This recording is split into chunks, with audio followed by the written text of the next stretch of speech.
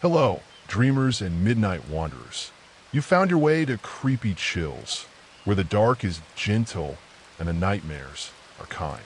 Tonight, let the shadows pull you under. But first, whisper to the void below. Globe showing Europe, Africa, where in the world are you listening? Mantelpiece clock, what hour does the moon rule your sky? There's something beautiful about strangers drifting to sleep to the same haunted lullaby. If tonight's story carries you away, leave a comment or just let go. Now, close your eyes. The dark won't hurt you here. Pause, then softer. At least not tonight. Breathe deeply. Let the day slip away behind you. And step with me into a tale. Gentle as moonlight and as enigmatic. In a town nestled in velvet hills and silver-edged forests, where clouds floated low like quiet dreams, and each street vibrated with quiet after dark, lived a woman named Elara. She dwelled in a small cottage on the wood's edge, where ivy climbed up stone walls like emerald lace, and wind chimes whispered sweet melodies in the wind.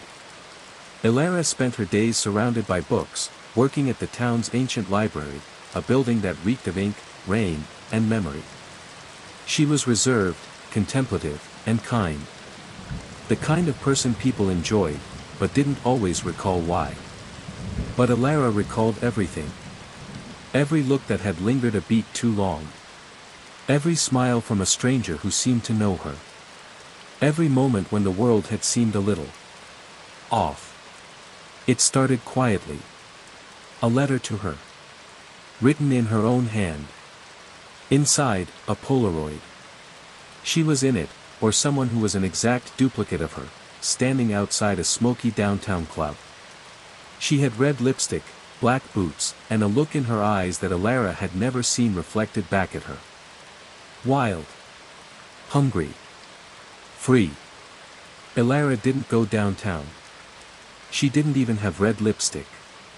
At first, she suspected a prank. Or an error. Until the baker man replied, "You're back again.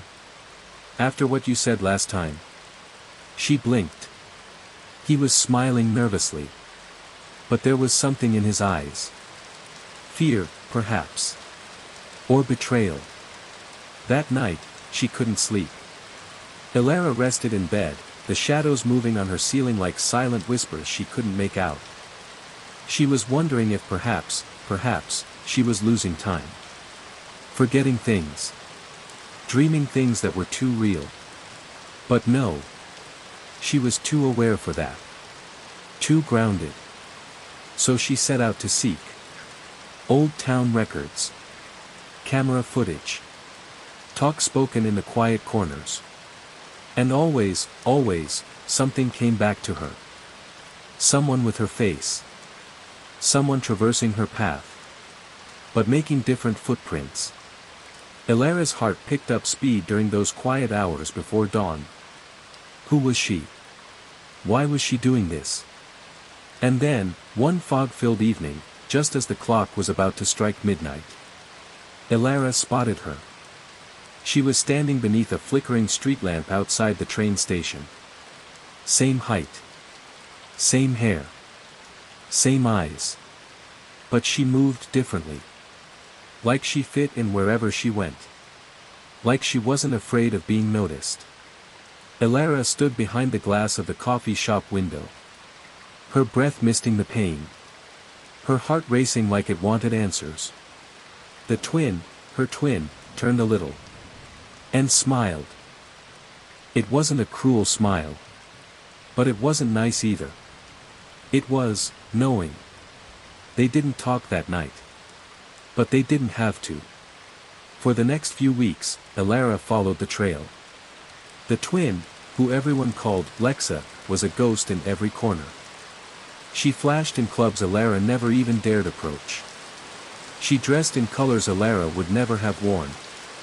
And she did things. Dark things. Stolen keys. Whispered lies in ears. Doors unlocked that should have remained closed. And always in Elara's name. It was a rainy night, and attracted by a pull she couldn't explain, Elara walked out into the hills and ended up at the observatory. It had been deserted for years, the glass dome shattered in sections, allowing moonlight to leak in like milk. And in the middle of the floor was her twin. Waiting. "You came," Lexa said quietly. Her voice was Alara's, but overlaid with something deeper. "I had to," Alara whispered. "Why are you doing this? Who are you?" Lexa cocked her head, her eyes gentle with something akin to sorrow. Or perhaps memory. "I'm you," she said. "The part they didn't want. The part you buried. The wild, the angry, the brave. I waited so long in the dark. But when I wear your face, people see me. They love me. Or hate me. But at least I exist." Alara's breath was stuck in her throat. Was it a dream? Or had something ruptured long ago, within her? "I'm not your enemy," Lexa spoke, moving forward. "I just wanted to live." They remained there, twin souls under the stars, the gentle patter of rain resonating through the shattered dome. Alara might have fled. Could have walked away. But she didn't. Because she knew, deep down. We all have shadows. Parts of ourselves we conceal. And sometimes, those shadows form when we stop listening. So they made a vow, under the moon's silver watch. Lexa would live her own life, away from Alara's world. And Alara would no longer pretend to be whole without her. They would write. And meet in dreams. And walk apart paths, together. Now. Alara sleeps soundly. Her heartbeat measured. Her breath regulated. And somewhere, far away, her twin gazes up at the stars. Keeping her secrets. Sharing the same sky. So if ever you think that someone's looking, if ever you catch a glimpse of you in a stranger's eyes, maybe, your shadow's walking too.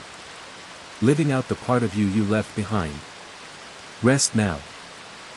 Let the tale unwind like mist in morning sun. And drift. Softly. Into dreams. And let the quiet of the night descend upon you. You are safe, and warm, and the world can wait. Now, sit back and I'll tell you a tale. Of an attic, a journal, and the fine line between destiny and fear. It starts in an old house. A creaky, tall thing that sat on the edge of a sleeping village, where fog curled around rooftops like cotton and every window was lit up with warm yellow light at night. Mira owned this house. She had received it from a great-aunt she hardly recalled, an odd woman who had once been a writer, they told her. A recluse. A dreamer. Someone who perceived the world differently. Mira moved into the house with the intention of beginning again. She had left behind a crowded city, a sucking job, and a life that didn't belong to her anymore. She believed the quiet would fix her. And in some sense, it did. The air was pure. The nights were quiet, full of the hooting of owls and creaking leaves. And each morning, light poured through the windows like honey spilled from a jar. But the attic. The attic was not like the rest of the house. It was the only place she hadn't ventured. Not because she was afraid, but because something about it seemed stagnant. As if time had ceased to move there. But on a rainy afternoon, with the wind rustling secrets through the trees and thunder rumbling slowly in the distance, she ascended the thin stairs. And pushed open the attic door. Dust swirled in the air like glitter. Old trunks and boxes against the walls. A mirror stood against the back, its glass steamed over with age. And in the middle of the room, lying on a twisted wooden table, lay a journal. Covered in faded blue leather, the corners worn down. It seemed like it had been waiting. Mira took it up and thumbed through its pages.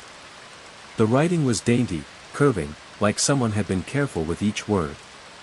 The first entry was March 2nd. The cat will disappear at night. See under the hedge of the garden. It signified nothing to Mira.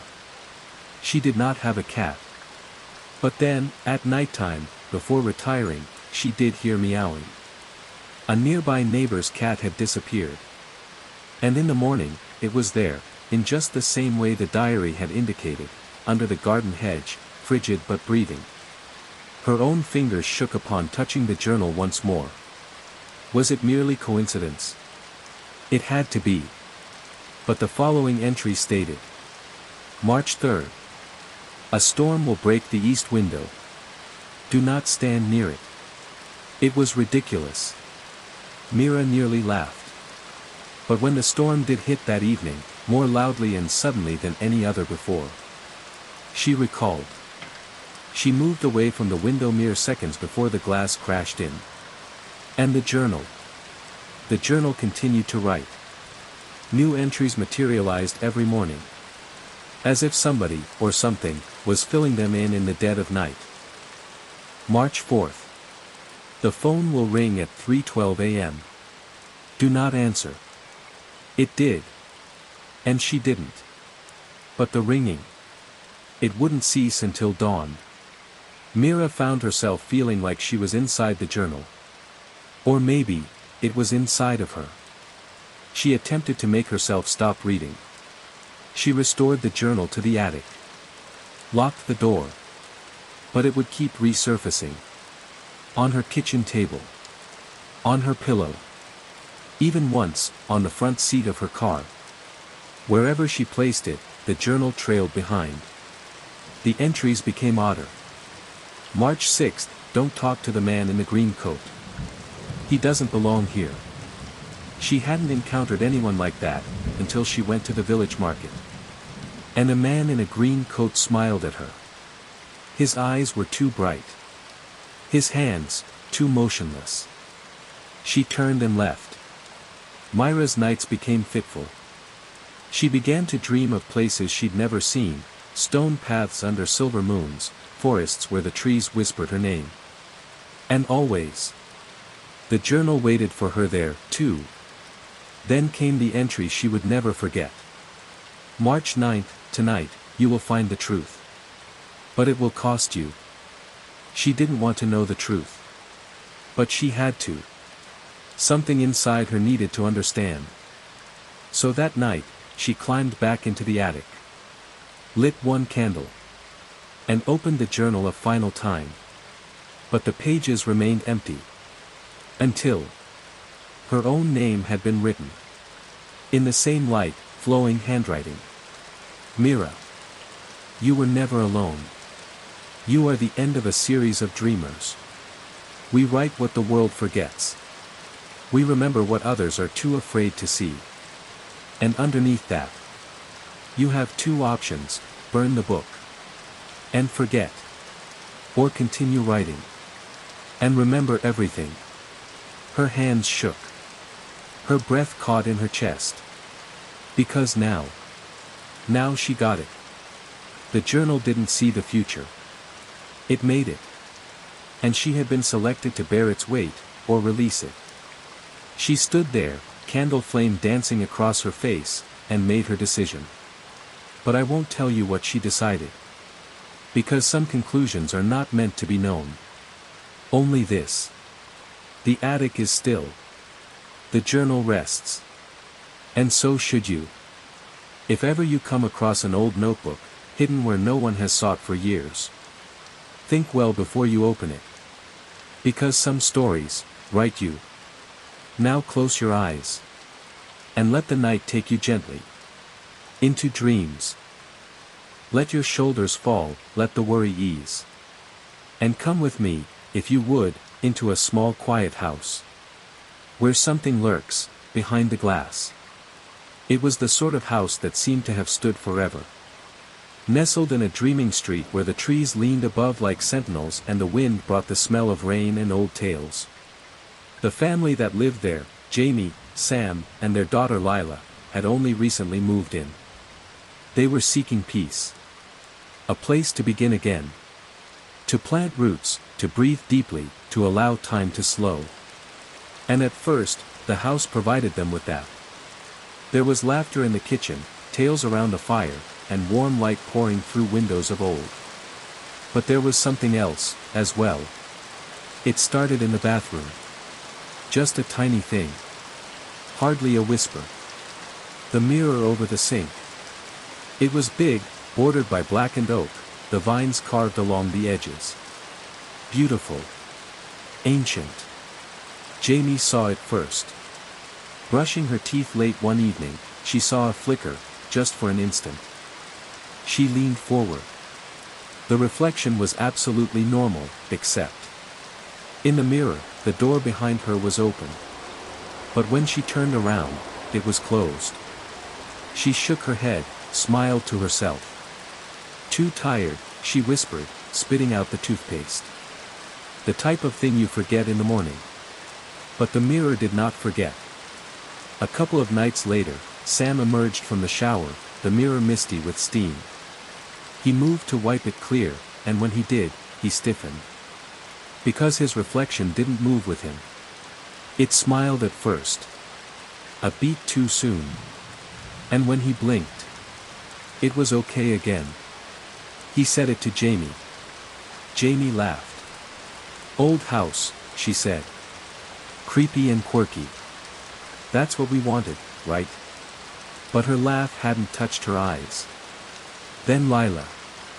A bear 7 years old, with untamed curls and a cuddly rabbit she insisted on taking everywhere. She was brushing out her hair one night when she called out in a whisper. Mama? Why is there a girl in the mirror? Jamie came running. No one's there, baby. Lila scowled. She's behind me. She's always behind me. But she doesn't blink. Jamie knelt down, sweeping Lila's hair back from her face. It's just a trick of the light, she whispered. But even as she spoke, she didn't believe it. The mirror became a presence. Not loud. Not angry. Just, watching. Sometimes, it showed what wasn't there. An extra shadow. A second heartbeat. An expression that didn't belong. Other times, it lagged, just a second. Not enough to scream, but enough to notice. Enough to feel the breath catch in your throat. Jamie lit a candle one night. She stood in front of the mirror and whispered. If there's something you want, just say it. The candle trembled wildly, then went still. And the next day, they discovered the note. Hidden under the frame of the mirror. Yellowed paper. Ink that had faded like mist. She is not gone. She waits. She watches. She remembers. They phoned the former owner. An old woman with a weary voice. Oh, she whispered, you kept the mirror. Jamie's heart froze. Why? What is it? The woman hesitated. It was my sister's. She changed after the mirror arrived. She said it revealed things to her. Things nobody else could see. And one day, she disappeared. Only the mirror remained. I should have smashed it, but I couldn't. I kept hoping she would return through it. There was silence on the line. I'm sorry, she whispered, and hung up. That evening, the mirror bled. Not real blood, just red streaks across the glass that vanished when touched. But they ran like tears. And when Sam looked closer, he saw a name scratched faintly into the bottom edge. Clara. The next night, Lila went missing. Jamie and Sam tore through the house, calling her name, panic rising in waves. And then Jamie ran to the bathroom. The mirror was glowing, just faintly. And Lila was inside. Not standing in front of it. Inside. She was reaching for them, pressing hands against the glass. But her lips did not move. Her eyes were wide. Silent. Jamie screamed. Sam punched his fist into the glass. And still. Lila watched, unable to step back. The house fell silent. The wind outside ceased. And the mirror started humming. Low and deep, like a lullaby backwards. Jamie knelt on her knees. She spoke Lila's name, repeatedly, tears dropping quickly. And the mirror. The mirror listened. She pressed both palms to the glass. "I'll take her place," she said. "Bring her back. Take me." For a moment, just a breath, the reflection shifted. And then, it was done. Lila stood in the doorway, dazed. And Jamie was gone. In the mirror, a shadow stood where she had been. Watching. Waiting. Now, Sam covers the mirror every night. He hung a thick cloth over it. But sometimes, he swears he can still see Jamie's face in the folds. Still smiling. Still watching. And Lila? She doesn't brush her hair in there anymore. She whispers to her stuffed bunny. "Mommy lives in the mirror now. She saved me." And sometimes, late at night, when the house is sleeping, the mirror reveals itself. The cloth falls to the floor. And the reflection is just a little, too quiet. So if you ever discover an old mirror, solid and heavy, with stories and sorrows fringing it out, think before you hang it. Because some mirrors don't just reflect. They remember. They hunger. They hold on. And sometimes, they don't let go. Now rest, gentle soul. You are safe. You are warm. Let the mirror go dark. Let the night wrap around you like a blanket. And drift. Into dreams. Let the day fall from your shoulders like a cloak. You are safe now. Fading deeper with each breath. Let me say something to you, softly and quietly. Of an old place, and of the spirits that never really went away. It starts on a chilly autumn night. The type of night where the sky darkens to silver. And leaves fall along the road like loose pages. There was a building in the middle of a lost town. Tall, crumbling, shrouded behind a gate of rust and ivy. The Willowmere Asylum. They told them it had been shut for decades. Locked away, sealed up, left to decay. But still, people spoke of it. Of the screams that were heard coming from within on stormy nights. Of lights that flashed in its windows when there was no one there. But teenagers have a way of pushing the limit. Of seeking the rush. And so, one night, 5 friends stood at its gate. Lena, the quiet one. Ty, with his need to impress. Mira, with her notebook and big eyes. Devin, with his jokes that covered his nerves. And Sam, who didn't think ghosts existed. Not really. They said it was just for fun. Just a little investigation before the season got cold. They took flashlights, snacks, and a phone to video it all. They giggled as they sneaked through the busted gate. But the air became quiet the instant they crossed the threshold. The doors groaned open with a sigh. They filled their lungs with dust and time. Long, dark corridors spread out before them, walls covered in peeling paint, rusty gurneys, and photos of doctors with eyes that never blinked. The farther they moved, the quieter the building grew. Even their footsteps sounded muffled, as if the air was too dense to transmit sound. Lena stopped before a room marked W6.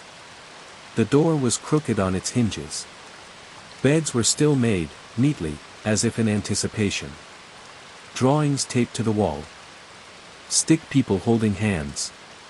A smiling sun. A name written in a child's hand, Nora. "I believe this was the children's ward," Mira breathed. The room was tender. Gentle. Unhappy. Then Ty's flashlight faltered. Just a flutter. A blink. But when it returned, the pictures on the wall had altered. They depicted dark silhouettes now. Faces less eyes. People hovering just off the floor. "Let's move on," Sam said, attempting to sound natural. But his voice cracked, ever so slightly. They walked further, beyond the counseling rooms. Across a chapel, where stained glass windows cast fragmented moonlight. Into a wing, restricted, corridor. The door was heavy, but it creaked open. Inside, the cold was different. Sharper. Like the kind that sinks into your bones. Just a little longer, Ty said. Let's check out the basement, then we're done. The stairs groaned as they descended. Each step deeper into the belly of the forgotten. The basement was mostly empty. A few broken stretchers. Rusted tools. And a wall covered in messages, scratched deep into the plaster. Let me out. They never left. We remember. Mira stepped forward.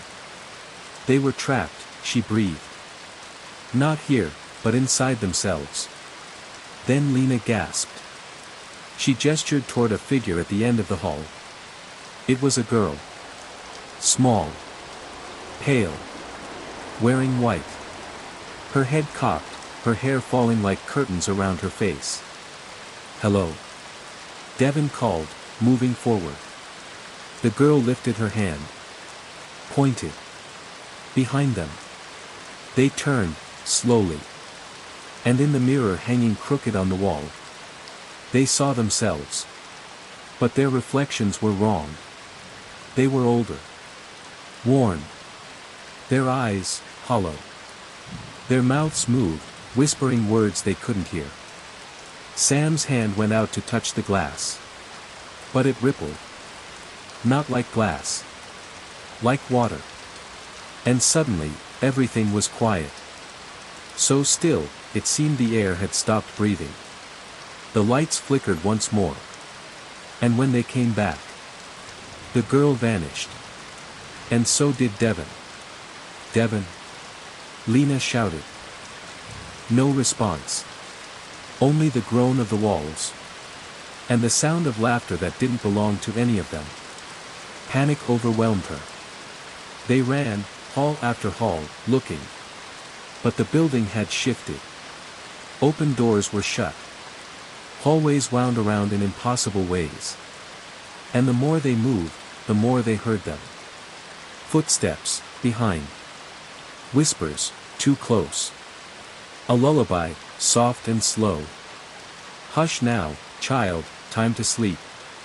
They found a stairwell. Ran up it. Burst back onto the main floor. And at last, through the front doors into the freezing night air. 4 of them. Only 4. They never found Devon. The police searched, of course. But the building yielded nothing. No tracks. No clues. Not even the message wall existed anymore. Just empty plaster. The asylum was closed again. Declared too unsafe. Condemned. Lena fell silent for a while. Mira documented everything but never wrote a single word. Ty left. Far away. And Sam. Sam still doesn't believe in ghosts. Not really. But sometimes, just sometimes, he hears humming. When the night is too still. When he's flossing his teeth. And in the corner of the mirror. He insists he sees Devon, smiling softly. Because some places remember. Some places, never let go. And some souls are always looking for a way back. So sleep now. Let the walls of this world grow quiet. You are far from those halls, those echoes. Let your breath slow. Let your thoughts wander. And remember, not all who wander are lost. But some who are lost, still wander. Good night, dreamer. Sleep well. 5. Let the world grow dark. Put your ideas like stones along the rim of a dream. And listen, simply listen. For sometimes when the air is right, the noise comes to life. She began with a used radio. A vintage item purchased at an out-of-town thrift store. The kind where you walked into the front door and could smell forgotten novels and November rain. She bought it on a spontaneous urge. She enjoyed antique pieces. She carried it back in a box. The plastic rusted a bright pink. Things with secrets folded behind their quiet. And this radio, with its rusty dial and shattered speaker, beckoned to her. She brought it home. Placed it beside the kitchen window. It didn't seem like much, but when she plugged it in, something odd occurred. It worked. No adjusting necessary. The dial pulsed a gentle amber, and a voice filled the air. Cool, soothing. Like velvet over the quiet of night. Good evening, dear listener, it said. Wherever you are, welcome home. Elena blinked. She hadn't moved the dial. No station name flashed, only 103.3, a frequency she didn't know. But there it was, as clear as a heartbeat. The music started. Old jazz, gentle piano, a cello that moaned low and sweet. It was the sort of music that made you imagine it was raining outside, even when it wasn't. She smiled. And for the first time in a long time, she felt less alone. Each night, she returned to that voice. It greeted her by name. Welcome back, Elena, it would say. And she'd pause, just for a moment. How could it know? But she told herself it was coincidence. Maybe it said that to everyone. Until the night it said something more. Elena, we're sorry about the letter today. That must have been difficult. She froze. Because that very afternoon, she'd opened a letter she hadn't expected. One that brought her back to memory of someone lost. Someone still dwelling in the dark recesses of her recollection. The radio knew. But how? She turned it off. Disconnected it. Determined to forget. But silence seemed to press upon her harder now. As if something lacked. As if the air had sensed something amiss. Curiosity won again the next evening. She put it back. The dial flared. The static broke away. We know, the soft voice said. No need to be scared. We're just here to keep you company. The music came back. A piano, playing a tune she didn't know. And somehow did. Her grandmother hummed it while stirring soup. Elena's eyes filled with tears. She sat on the floor and listened until the stars disappeared behind the clouds. The radio started talking more. Not always in complete sentences. Sometimes it was a phrase, spoken between songs. Don't forget the umbrella. Call your sister. She misses you. You are not invisible. And they were always right. Always personal. Always, true. Elena began leaving it on all day. She found solace in the voice. Even happiness. It didn't feel like magic. It felt like understanding. Like being seen. Until one evening, the voice altered. It was still warm, still gentle. But deeper now. Interwoven with something else.